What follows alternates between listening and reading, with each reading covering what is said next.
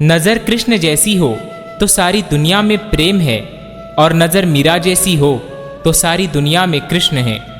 सतयुग और त्रेता युग बीतने के बाद जब द्वापर युग आया तो पृथ्वी पर झूठ, अन्याय, असत्य, अनाचार और अत्याचार होने लगे, और फिर प्रतिदिन उनकी अधिकता में वृद्धि होती चली गई। अधर्म के भार से पृथ्वी दुखी हो उठी। उसने भगवान विष्णु और शिव के पास पहुंचकर प्रार्थना की कि वे उसे उस असहनीय भार से मुक्त करें, लेकिन वे तीनों ही पृथ्वी को भार से मुक्त करने में असमर्थ थे।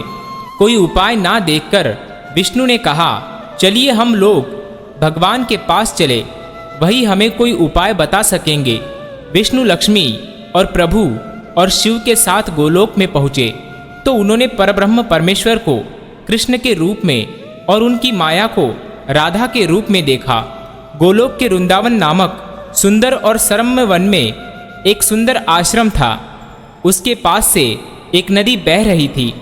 विष्णु ने परब्रह्म परमेश्वर को पृथ्वी के दुख की गाथा सुनाई तो उन्होंने कहा, मैं पृथ्वी के दुख से परिचित हूँ। पृथ्वी को भार मुक्त करने के लिए शीघ्र ही मैं ब्रज में कृष्ण के रूप में अवतार लेने वाला हूँ। श्री कृष्ण वासुदेव ने कहा, मैं पृथ्वी पर देवकी के गर्भ से जन्म लूंगा, क्योंकि मैं अपनी माया से और मेरी माया मुझसे पृथक नहीं रह सकती।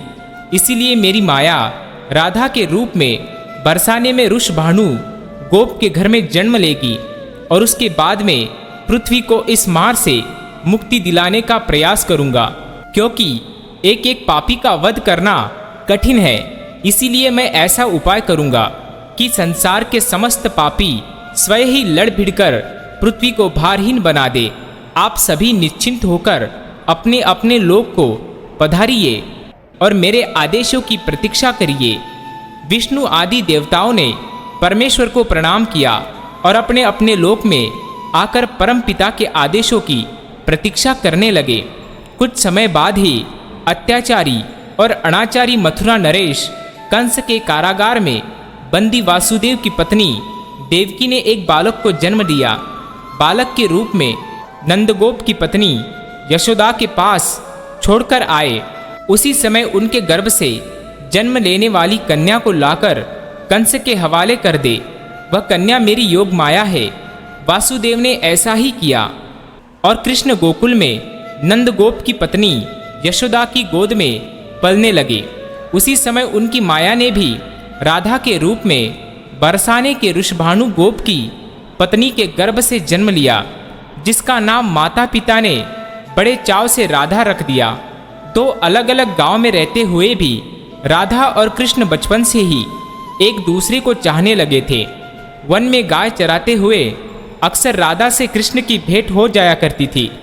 फिर जब वह दोनों बड़े हो गए तो जब भी रात की बेला में कृष्ण अपनी बांसुरी के स्वरों द्वारा अपनी प्रियतमा राधा को पुकारते तो राधा अपनी सहेली गोप बालाओं के साथ कृष्ण के पास पहुंच जाती। राधा और कृष्ण का यह प्रेम दो किशोर लड़के लड़की का प्रेम था, जो थोड़े से दिनों में ही पूरे ब्रज में चर्चित हो गया। नंद बाबा और यशोदा मैया ने चाहा कि कृष्ण का विवाह राधा के साथ कर दिया जाए। उधर बरसाने में वृषभानु और उनकी पत्नी कलावती की भी यही इच्छा थी। एक शुभ दिन देखकर राधा और कृष्ण की सगाई कर दी गई।